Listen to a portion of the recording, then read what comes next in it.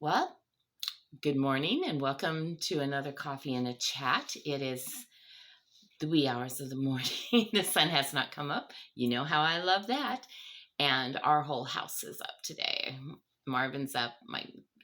Our grandson is up because he's still here with us. I don't think he's ever going home. And we've got some things to do early this morning, so we've got to get an early start. But I just wanted to jump on here real quick and just share something with you. So today, can you see? I got my diamonds on. Are they all pointed the right direction? Yeah. Okay. So I'm gonna talk a little bit about this ring right here. See that? All right. That's that's the main one I want to talk about. And I made notes because you guys, I haven't had a full night's sleep in, many nights. And I am so tired. And I have a very full day today. Anyway, I didn't want to forget what I wanted to share with you. Let me see. I know, Keith. I hear you. I know what the solution is so that I can see my notes. Yes, I hear you. That's my little spiritual brother who is absolutely amazing. There are things that amaze me in life, and one of them is how you can have this brother or sister in the Lord, and you didn't know each other till you were older or whatever, and although Keith was a teenager when I first met him. um, he was probably in high school or so. I'm trying to remember. He'll know when he moved to the area, and when anyway, I got to know him because he was one of the guys in the youth group with my brother-in-law who was younger, and but I never had any idea back then that guy was going to end up being such an important person in my life. And the thing that is so funny is, I mean, we didn't grow up together, or we're not flesh brother and sister, just we're brother and sister in the Lord.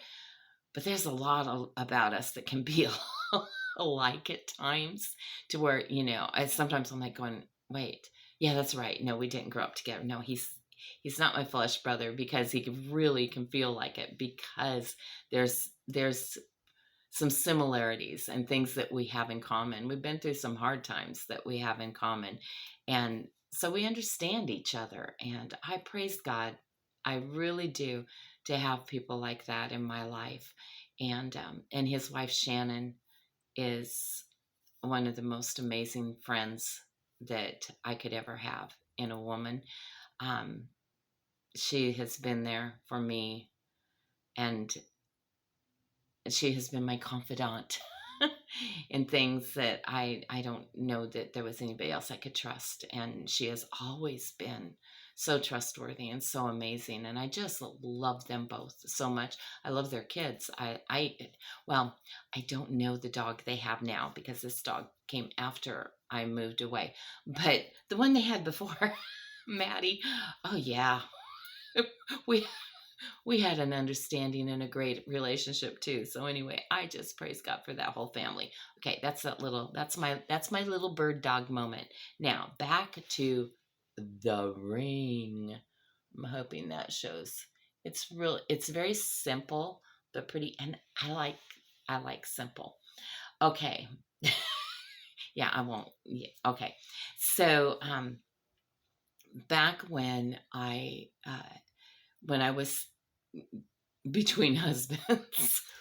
That doesn't sound good. But back after, when I was going through my divorce, and God began to speak to me about some things, and to deal with me on some things. And one was a wedding ring that I did not have, but I needed to have. So at that time, I had no rings on my fingers. Uh, and it was a very hard time. And this is kind of around the time when I was like figuring out what was available. Now, I want you to know, I never did date anybody.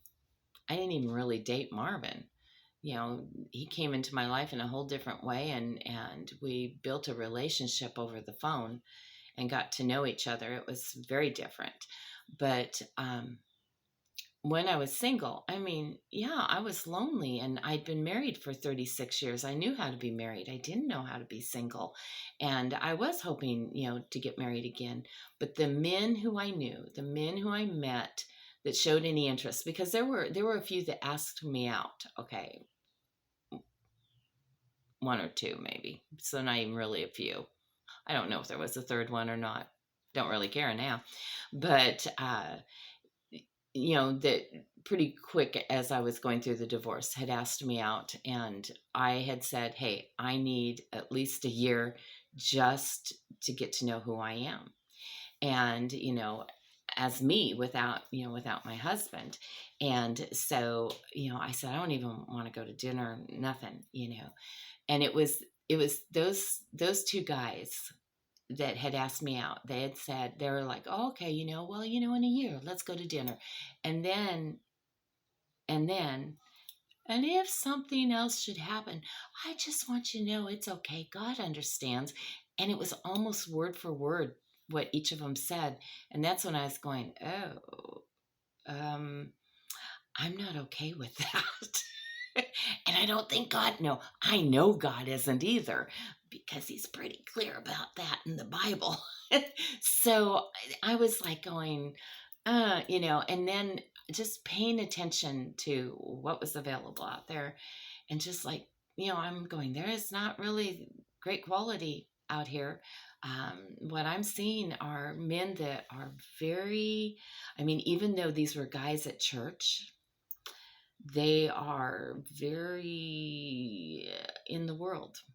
And my 36-year marriage was troubled for 36 years. And it had its moments that were okay, or even good maybe.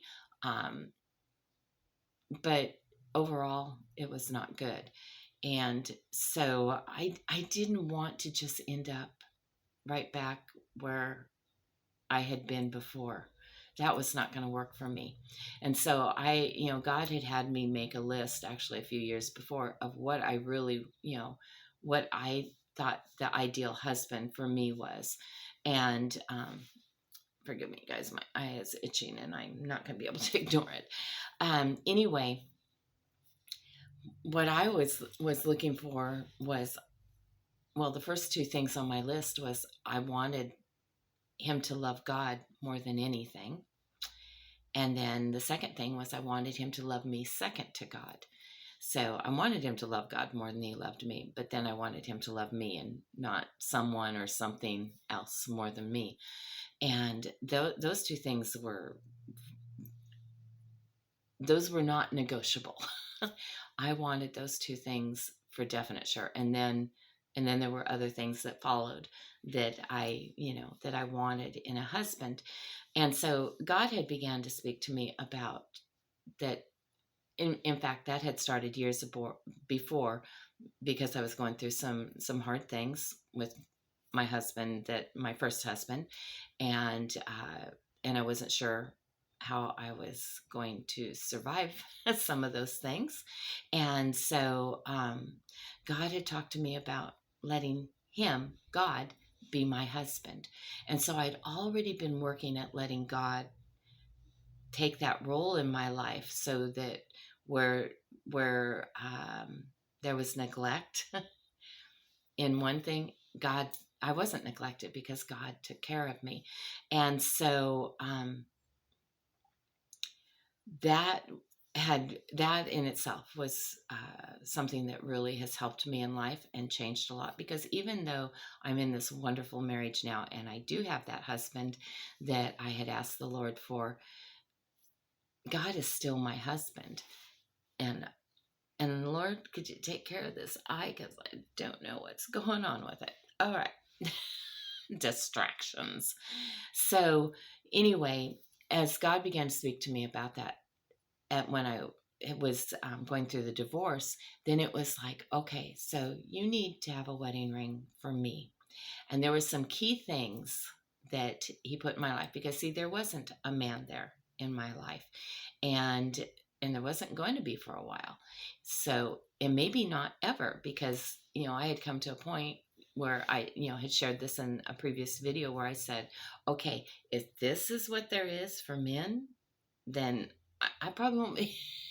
If there's not something better than this out there, then I'm probably not going to be getting married again. I'm probably going to just be alone. And I told the Lord, I don't trust me to find a husband, because I think that's what I find. That's what I attract, whatever. I don't want to do that. So unless you have someone for me and you bring him and you sit him down in front of me and say, here, marry him, this man, marry him. That's who I want you to marry. I'm not doing it. And so the thought was horrid to me that I'm going to be so lonely, and because there's probably not a man like that out there. And I felt kind of, so I, at the time, was very, kind of sad about it, but I'd hoped that maybe God did have somebody out there for me. And but I would have to wait. I would have to wait till he brought somebody to me, because I wasn't going to date. I wasn't going to look for a husband. No, none of that. And so he began to speak to me about getting a wedding ring to represent him, so I would remember that he's my husband. So before I even got the ring, he said, the first thing is, you're going to wear it on your right hand, not your left hand, because the right hand, okay, it is symbolic of power, strength, and authority. And it's his power. He is all powerful. He is no limits to his strength. And he has the authority over me. And he puts his power, his strength, his authority in me. And yeah, so it's going to be on the right hand. Then the next thing was, it's not going to be on the ring finger. You're going to put it on the center finger. And that's because God is, and that's where this ring is. It's on my right hand. It's on my center finger, because his position in my life is the center of everything. He doesn't revolve around me. I revolve around him. And yes, ladies, we do sometimes expect our husbands to revolve around us. And yes, guys, sometimes you do expect your wives to revolve around you. But when it comes to God, we revolve around him. See, he is to be the center of everything that we do. And we move around him and to serve him, to please him, not the other way around. So he is right there, the center of my life. And he represents power, strength, and authority in my life. So now the interesting thing, then God said, now see, your wedding ring to your earthly husband, yes, it'll go on the left hand, because, and for me this works because I'm right-handed. Okay, so my left hand assists my right hand, but my right hand is the dominant one. It is the one that is most coordinated, and it's not as coordinated as it used to be, but that's another story. But anyway, so my earthly husband, he assists God in loving me. Okay, and the ring is on the ring finger that just sets to the side. Now, see, this is a whole nother ring, and we'll talk about that maybe or maybe not, but this is another very special ring to me, and it's something else completely different. But let's just say that, right now it represents God in my life. So my earthly husband, he sits just to the side of God, because God is still the most important. When I got married to my earthly husband, I didn't move God out of position. No, my husband moved into position to assist God in loving me. And so, and Marvin, actually the first two things, because he had a list too. And the first two things on his list was, the first one is, she's going to love God more than anything. God will be the most important thing in her life. And second, she'll love me second to him. And so our lists, that was a cool thing. Another that we're like going, that's not a coincidence. But so in our marriage, we both insist that each other love God more than anything. And then we love each other second to God. And neither one of us would have it any other way. And I'll tell you, we're almost at 10 years now. Yeah, it works in so many amazing ways. So that's, kind of how that works with those rings. Now, when I went to get the actual ring, okay, so one of the first things I said to God, and this is also something that when I was, thinking that Marvin and I maybe were going to end up getting married. See, in my first marriage, so I'm revealing a few things, because again, my point is not to trash on my first husband. I really loved him very much. I still love him. I mean, he's no longer with us. He's passed away, but I really genuinely loved him, and I think when the true love never really dies, it can change, and definitely because I think that my first husband, it may sound weird, but it's almost like maybe I loved him too much, that I didn't always put God ahead of him, and that's not good. And but when I did put God ahead of him, I'm not sure he appreciated that either. But with him, when we got engaged, he didn't buy me my engagement ring or my wedding ring, but he had me pay for everything, for my rings and his ring, because he didn't want to spend his money. And that should have been a clue right then, but oh well. When I was getting the God ring, I was like, okay, I know this seems really weird, but Lord, I'd really like you to somehow buy the ring for me. And so he did. He brought money to me that I hadn't earned, and that just came to me for something special, and I put it away in an envelope, because the something special was my God ring, and nobody knew I was doing this or anything like that. So it was just something that only God and I knew, and he did bring the money to me, and so he bought my ring. And so when I went to get a ring, I told my mom and dad what I was doing, and they were immediately, "Oh, can we help you buy that ring?" I'm like, "No, he's already provided the money, and but I would like you guys to come with me to go choose my ring." And so we went down to a jewelry store that wasn't far from us, and we went in, and so we were looking at rings, and I said, I want to look at promise rings. As funny as that is, because this is representing all God's promises to me. And so I want to look at promise rings, not actual wedding rings. And so because it's the significance of the ring. And so there was a young man that was in there, and that helped us, and so here's this woman in her 50s coming in looking for a promise ring, and it's he's like, "Oh, is this for a granddaughter?" And I'm like, "Nope, it's for me." And he was like, "Okay, like, okay, grandma's a little touched." But he was very kind, and so we looked at these rings, and when I saw this one, I said, "That's the ring." Now I'm hoping the details show enough. The metal is like, one comes over this way and one comes that way, and to me it's like two hands, like the hand of God holding the three stones. And my mom goes, "Oh, you like the three stones because the Father, Son, and the Holy Spirit?" I'm like, "No, I mean God is one." But the center stone's just a little bigger. I go, "That's God." And then this stone here, that's me. And this stone here represents the husband I hope he's going to bring me. So we'll be complete, in that way. And it'll be a marriage of three: God, my husband, and me. And so it is, the stones represent something that I'm hoping for, that I'm trusting God for. And so the guy's kind of listening to us, and he goes, okay, he goes, I just got to ask, so what is with this ring?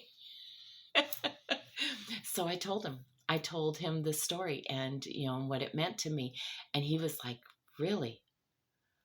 And he goes, you know what? He goes, I've gone through a divorce here about a year ago. And he goes, and my wife is gone, gone, gone. And and gave me full custody of our young son, who was like, I think he had said, that he was still a toddler or something, that he was a baby when she left. And so and she'd been gone, a little over a year. So he was probably 2-3 years old at most. And and he said, and I've been alone the whole time. And he goes, but one of the first things I did was I got back in church, started getting my life right with God. And he goes, I never thought, because I told him I'm praying for a husband, for God to bring me one, not me to go find one. He goes, yeah. He goes, um, he goes, I don't date. He goes, the women, he goes, they're, he goes, even at church. And I'm like, yeah, I know. I hear you. And so he said, I never thought about praying for a wife. I never thought about trusting God. I never thought about, he goes, really, God could be my husband too. He goes, it's not about, genders or sex, but it's about that position. And I'm like, yes. And so we had this great, great talk and sharing with each other, and we even I believe my parents and I, if I remember right, that we even prayed for him before we left. And so I had to have the ring sized, and so it would be the right size. And so he said, we'll give you a call when it comes in. Well, the day that ring came in and had been sized, uh, he called me. Oh, no, he didn't call me. A woman called me from the jewelry store and said my ring was ready and I could come, but could I wait and get it in about an hour? And I said, yeah, okay. And I thought, well, maybe there's something, something they have to do, or I don't know. That it was killing me to wait that hour because I lived like 10 minutes from the jewelry store.